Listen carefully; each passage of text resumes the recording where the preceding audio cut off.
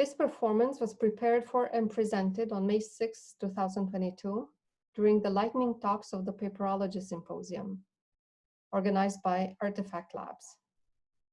This is a recreation of that performance for my own documentation. Cardboard. Is there anything it can't do? There's a lot to unpack here in a 7-minute performance.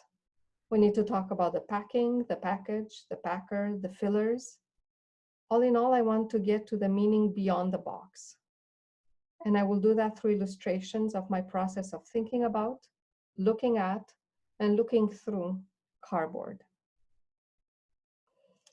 Last year, I was experimenting with cardboard and laser cutting. And when I pulled up this particular work for this presentation, I thought to myself, well, this could very well be my epitaph. We as artists work matter trying to make sense of it, and through it, make sense of it all. But as George Carlin said, just when I discovered the meaning of life, they changed it. And so we go back to more faire, défaire, refaire, which is doing, undoing, redoing. I would not carve my epitaph in so-called noble materials such as marble or granite. I want my epitaph to be burnt into the ignoble cardboard, the true hero of our current world. And that's when I ask myself, cardboard, is there anything it can't do? It is strong and light, textured or flat, fun yet stern, but never self-aware, just like all superheroes. It serves us, but it also deserves better. But let's first get to unpacking, a word frequently used and maybe abused in art academia these days, because we unpack everything in our discourse, words, issues, subjects, a noble pursuit, because in all fairness, a lot of unpacking needs to be done in order to move forward. If you think about it, boxes are beautiful metaphors for words, delivering meaning, context, and value. We may attempt to unpack the words, but in the process, we repack and repackage them. There's no getting around this if we want our message to be delivered. And once we repack, on remballe, we need to make sure our words are soundly safe, which brings me to cardboard insulation. After juggling dense ideas, I'd like to take a few moments to breathe, reconnect, and recontextualize cardboard in its natural habitat. Let us enjoy looking at the next few slides to resource ourselves in silence.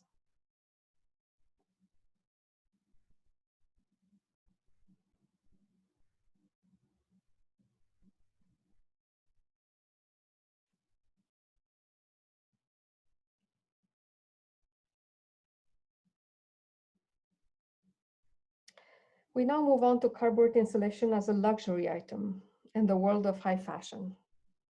This piece is made from a meal kit delivery box. And with the soaring food prices and the lack of time, the meal kit delivery services have multiplied and are seen as a modern answer to the problems modernity created. They remain, however, inaccessible to most and are basically an expensive option. Whenever I can order them, I feel like royalty. I mean, guilty royalty, profiting from the resources I am wasting. Hence, my need to transform the message, to stage my ambiguity towards consumption with what's called in fashion a statement piece. And it is this ambiguity towards consumerism that makes me feel the urge to pick it all up. Small and big boxes, insulated panels, styrofoam shapes, zip ties, industrial staples and tape, and pull that discarded chaos back together, make it cover me, protect me from being consumed and reshaped. But in life, as in art, what shape matters? Is there any value in just the faire, défaire, and refaire? Or does cardboard have to have a specific shape to matter? My art working hypothesis is that the universal state of all matter is absurd, with no intrinsic value system. The goods shipped in those cardboard boxes are worth as much as the cardboard itself. And so I play with the conventions of how we attribute value. Things are as we come to value them. And I understand and value things by playing. Finally, I invite you all to also accept absurdity, allow it to exist, and even perhaps enjoy it. Absurdity is my gift to myself. This piece was made from cardboard bottle gift bags because apparently the bottle is not enough package. So the meaning, it turns out, is not beyond the box, but inside the box. Come to think of it, I think my epitaph should read, "This is absurd." And then everyone would know that this is a celebration of a life in search of meaning.